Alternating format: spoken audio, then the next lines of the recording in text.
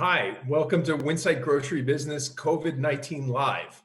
I'm Jon Springer, and I'm here this week with Kat Martin, our content director, Jenn Strailey, our senior editor, and as always, the supermarket guru, Phil Lempert. Phil, how's it going? Good, John. In fact, I got some interesting research late yesterday from CNR Research. They did a survey of over 2,000 consumers about what their shopping habits have been during COVID-19. Some interesting stats that I'd like to share with you guys. Shopping frequency before COVID-19 was 2.3 times a week. After COVID-19 or during, it's one time a week.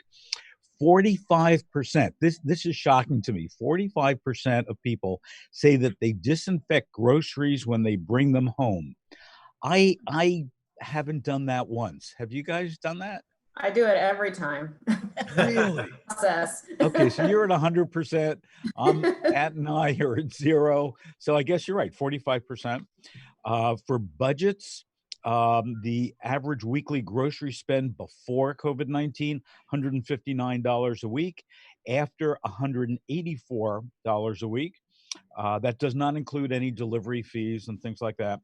73% say they're making fewer trips. We know that. 45% say that they're spending more. 47% say eating more processed foods.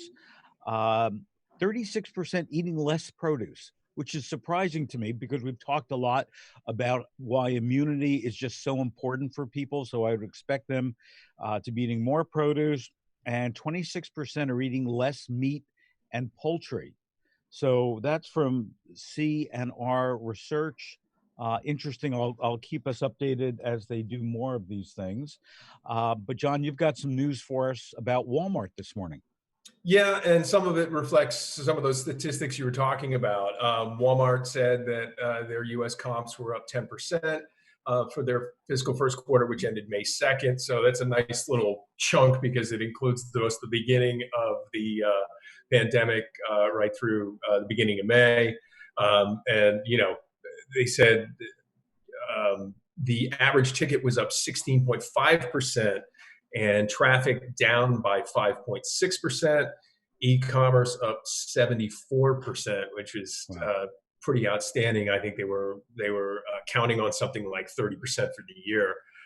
So that's obviously off to a good start. It was tempered with a message of we don't know how this economically is going to play out. We don't know how our costs are going to play out over the longer term. So they withdrew their guidance. They mentioned that their margins were down slightly because of the mix of things, but they also gave some interesting, a cadence to the quarter, which showed that there was, a surge in paper goods and everything which we knew about. Things dipped a little bit as people started buying puzzles and sewing machines to make masks at home, and then upticked again towards the end of the quarter, which was interesting. Where they said that was inspired by people spending their federal stimulus money on new televisions and larger ticket items like that. And so taken all together, look, we're not going to get $1,200 checks every month for the next year unless Yang makes an incredible comeback. So it's a little bit difficult to forecast how things are going to go from here, but Walmart bellwether, strong fortress in the pandemic economy right now. But John, I'm surprised to hear that their store traffic is only down. What did you say? 5.6%. 5.6%. Yeah, well, that would include some time. About a third of the period, leading up to then, when sales were pretty good in February, and then it started to pick up in February, and then in mid-March, that's when things went down. So it wasn't the entire period there, but still, a 5.6% traffic decrease would be pretty significant in normal times, at least, a little more normal, a little more, severe drop than normal times. So that would be alarming, but, Walmart is, it's a strong foundation of omnichannel, which is making all the difference for them. I mean, all the difference. Sure. We have a comment from Bill Gerlach. to what I talked about in CNR research. IRI data shows produce sales are up year over year, both in vegetables and in fruit. Bill, thanks for giving us that clarification. Jenn, talk to us about bonus pay. What's going on? I mean, every minute I keep on hearing about retailers who are taking back the $2. Some are saying, okay, we're going to extend it. What's the reality here? Yeah, I think it's changing every day because I think there's a lot of pressure on grocers right now. When workers are still dying and getting coronavirus to suspend the extra pay. The UFCW is calling it, in a letter to 49 CEOs at the top supermarket chains around the country, said it was unconscionable to end this hero pay or extra pay at this time. Kroger ended theirs on May 17th, but then gave a bonus, which right. If you're a full-time employee working 40 hours a week, $2, that $400 would be like another 5 weeks of that $2 extra pay. Yeah. So interestingly that, they've kind of made an example of Kroger and are really asking them to be the leaders on this and set the industry standard. And then meanwhile, praising other grocers who are only extending the pay through the end of this month, which is less than a $400 bonus. So, right. So, when we pull back and we look at the past couple of years with the $15 an hour movement for minimum wage, why do we think that supermarkets just don't make that $2 permanent? Right. Well, Kat reported in one of our previous sessions that Natural Grocers has indefinitely or permanently extended at least a $1 of that $2 raise. That's a permanent, pay hike for their employees. So what do we think is going to happen, John? I mean, when we look at Walmart saying their costs are up and everything else, do we think that we are going to go to $15 an hour minimum wage in supermarkets or keep this $2?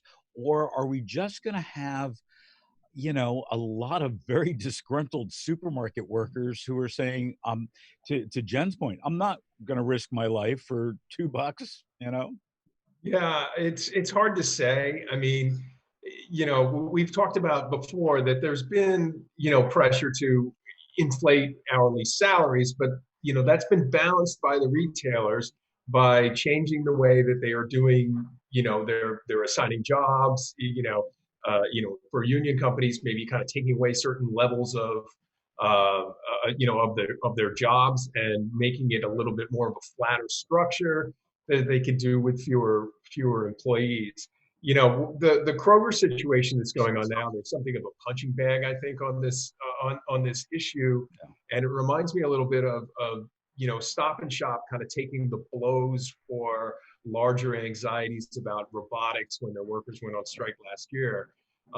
So there's a little bit of industry is looking to Kroger, as Jenn said, but one company isn't necessarily going to be able to do it themselves, because you can't have one company kind of, inflating salaries and everybody else on this like relentless rush to more efficiency is what we've been seeing. So, maybe there's an opportunity for, the union grocers to work with the UFCW and kind of come up with, what would be a reasonable and equitable sort of, inflation there.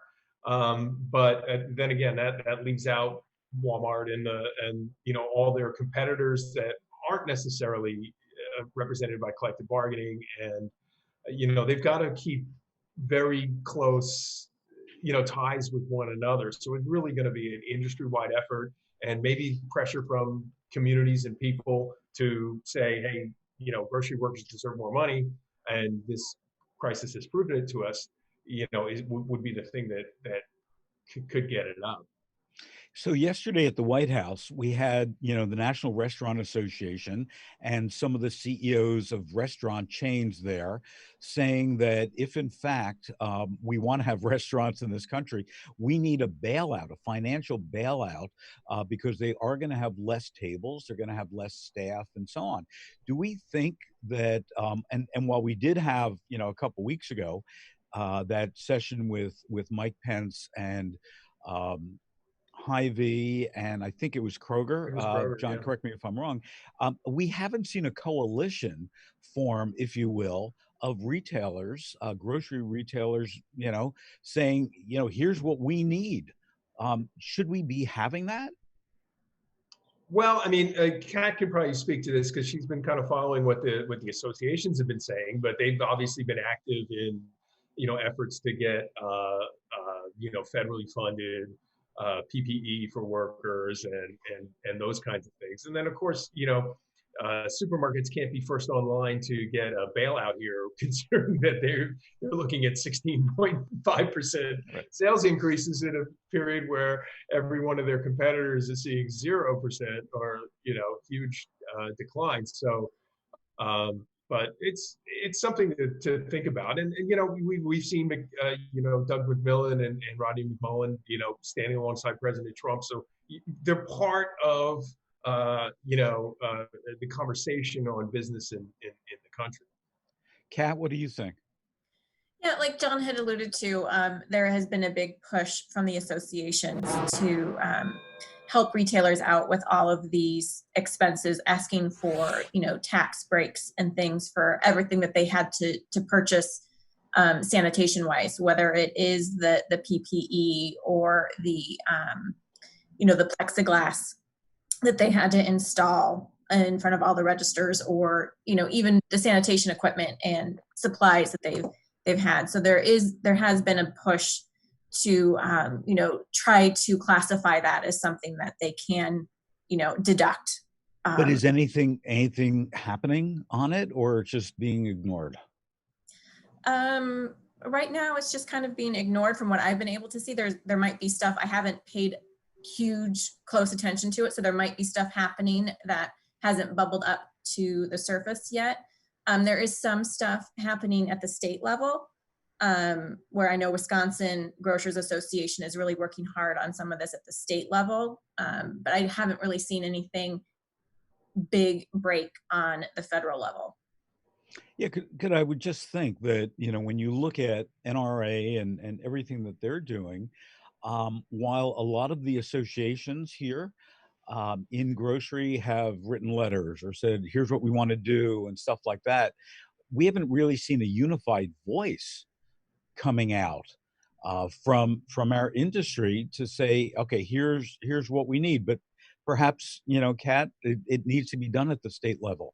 So Jenn, your latest piece talks about things are getting back to normal at, Publix, Meijer, Giant Food. Tell us a little bit about what, normal looks like. Sure. I mean, it's mostly, hours being extended, which, Meijer did. And then Publix actually, when it extended its hours and resumed normal hours in its pharmacies, eliminated the reserved hour, that was early in the morning for seniors and high risk folks. And then Giant, I thought this was interesting because I have yet to have a good experience with the one-way aisles in a grocery store. I just can't get it right.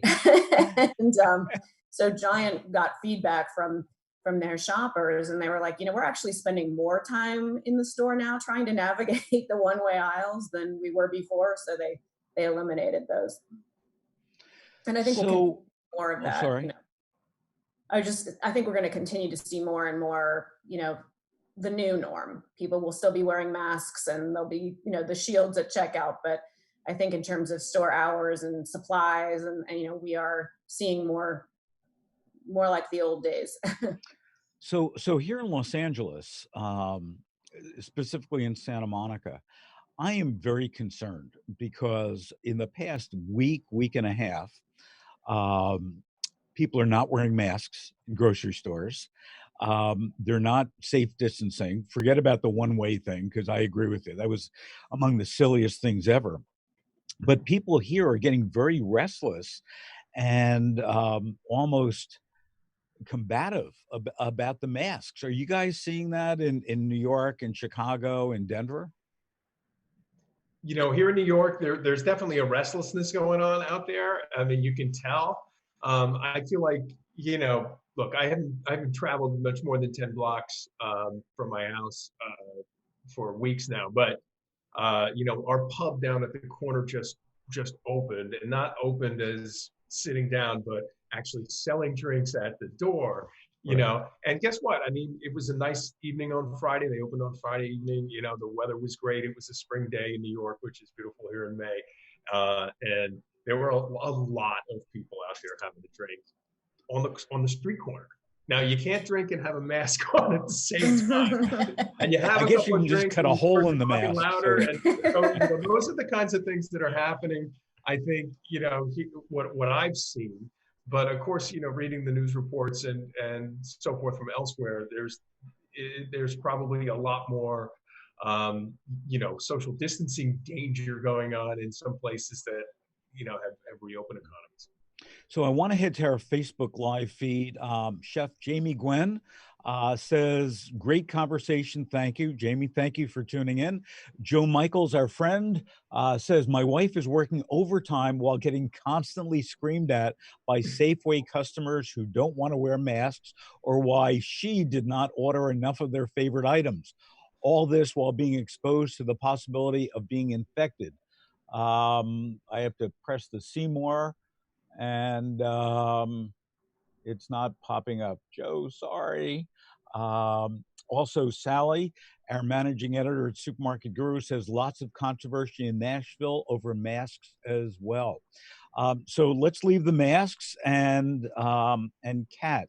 I think that Tyson stunned the industry 2 times. One, when John Tyson wrote those full-page, well, he didn't write them, but put in those full-page ads talking about the meat industry is broken, the supply chain is broken, and then just a couple days ago saying that they're going to reduce the price of some of their beef by 20 to 30%. You have a great column about it. Tell us more. Yeah, so I mean, I think obviously the meat industry was hit hard with this whole thing. I was really surprised the research that you presented at the opening of this about how 26% of people said they were consuming less meat, because we're not seeing that on other research. IRI, it's still up double digits every week, and I think the first week in May was the highest it had been since that infamous March 15th week. Right. So people are still eating meat. They're still turning to meat, but they've also seen prices start to creep up. So the Bureau of Labor Statistics, released some data where, as we know, grocery prices across the board are increasing. It was up 2.6% in April, and meat increased a little over 3% of that. So people. But let me interrupt you for a second. That's according to BLS. But when I look at the Nielsen data, meat, ground beef, as compared to a year ago, it was 10.9%. Oh. So the BLS data, I've got to question a little bit. Yeah, I mean, that was just the report that they put out. So, I did not go back to look further, but I do know that.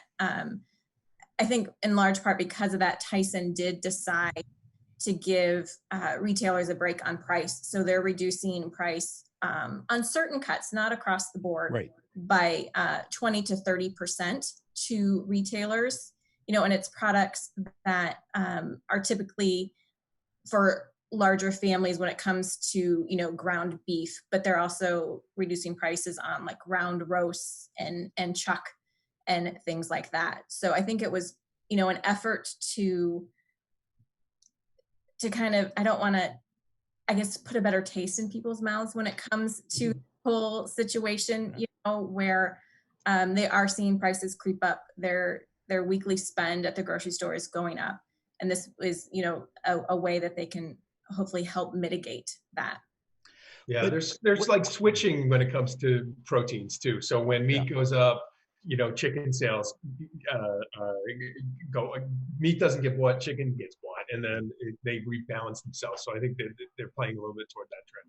Do we think that the industry is going to follow John Tyson's lead, and we're going to see more of these meat processors, declare that they're going to reduce prices, or is he an outlier and they're all by himself, and every one of his friends that run meatpacking plants are pretty upset with him right now. Well, I don't know how long it was going to last when the release was sent out. I think it was, for the rest of the week that these prices were going to go down. So it was not situated as a permanent cut. It was a temporary relief. So I guess it would just be a matter of if they did continue that price cut. It's very similar to hero pay. How long is it going to go? When is it going to stop? So I'm assuming the meat industry is kind of having that same conversation as retailers. I think it was also probably a little PR too, with all the bad publicity of, coronavirus outbreaks at meatpacking plants. I think, that had to have played a role as well. Yeah, I mean, the meat industry as a whole kind of took a hit during this whole thing. Yeah, I was just going to say a message of sympathy for consumers, a message of sympathy for farmers, a message of sympathy for their workers, and kind of acknowledging, the struggles that they've had and their determination to work things out. But what's interesting to me too is typically the meat industry, and I'm going to use the wrong word here and come under a lot of criticism, has hidden behind the National Cattlemen's Beef Association. Whether it was mad cow disease or whatever else, we've never really seen the CEO of a meat packing plant be this out there.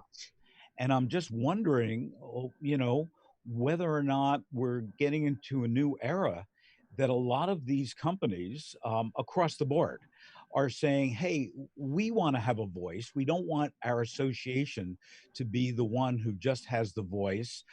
We want to be recognized, Jon, to your point, as being good guys here. What do you all think about that? Well, I think it's kind of the way all of marketing has taken during this, where we even saw retailers, CEOs come out and, address consumers directly. So I think part of the fallout, that's not really the right word, but of all of this is going to be people putting faces to companies. Like you had mentioned, they're not going to hide behind anything anymore. I think everybody's wanting some kind of connection and wanting to know what's going on. And I think CEOs being able to go out and be the face of their company is something that is a result of the current situation. And I think it might be something that will continue for a while. Yeah, I mean, before the pandemic, everyone wanted to know where their food came from and who grew it. And so, now it's more important than ever that consumers hear this, message of authenticity and that they trust the brands that they're buying. There's also been a kind of a concurrent movement here with social media and how people are thinking about the things that they consume. That's made the big companies realize that they've got to be a little more transparent in the way they do things, and that matters to tomorrow's consumers. I'm not certain of the Cattlemen's Association and the meat companies is not necessarily my game, but the retailers, hey, they can all talk to us a little bit more. Give us a call. We'll be happy to help you be transparent. So does this signal the beginning of the end of trade associations? We've certainly seen, because of COVID-19, a lot of the trade shows being canceled. Now we're seeing the CEOs, get a voice, be out there, want to connect more to consumers, more to retailers. I guess my question, and again, I'll probably come under a lot of criticism for this, do we still need trade associations? I'd say, given the fact that the government's giving away billions of dollars, I think they're going to want to have somebody in Washington representing them. So I think that's going to continue. And look, the trade associations do, serve an important role and can help an understanding of the industry and help get those messages of transparency out that they want to. So no, I wouldn't say that they're going away. So let me go back to Facebook for a second. Dave Foreman says, we now buy produce and meat from a local purveyor of all local products. Prices are higher, but so is the quality. Plus, we keep money in the local economy and put a much higher trust in product safety. Dave, thanks for adding that comment to it. Last story of the day, Jon, great piece on Aldi. What's going on with Aldi? Oh, yeah. Part of a larger story, really. I was working on something that might be published now, that's kind of looking at how the social distancing and other things have affected stores based on their sizes, with the idea that smaller stores are a little bit more vulnerable to social distancing things and have less developed e-commerce and what have. And anyway, I'm working on this, and then I get a message in my inbox from Jason Hart, who sent out to all the customers and those on their website.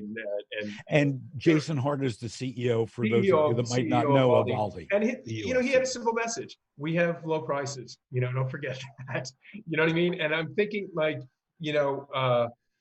with everything else that needs to be done for retailers today, they've got to be safe. They have to have e-commerce. They have I think the pandemic and the coming issues with the economy, high unemployment, high inflation, that's a golden opportunity for discounters, and time for them to remind their shoppers, hey, our commitment is to low prices despite all this market craziness going on here. And we've heard similar messages from Grocery Outlet, who's really pushing to open more stores, to go national and so on. And certainly both for Aldi and for Grocery Outlet, as well as some others, it's a good time to tout those messages. Yeah, the discounters had such a great run starting from the last recession, and maybe you could say almost that if that were running out of gas, here's another few gallons of rocket fuel onto the idea of price becoming important again. And I think, like I said, the economic wreckage from this thing and the high unemployment, it's high food price inflation, those are all ingredients for discount stores to do very well again. And with that, that's our last word. Thanks, Jon. And for all of you that joined us, don't forget, be back here on Thursday at 9:30 a.m. Pacific time, 12:30 Eastern. Please continue to add your comments to our Facebook page, and we will incorporate those into Thursday's discussion. So thanks for joining us. Archive are on winsightgrocerybusiness.com and on supermarketguru.com, and we'll talk again on Thursday. Thank you.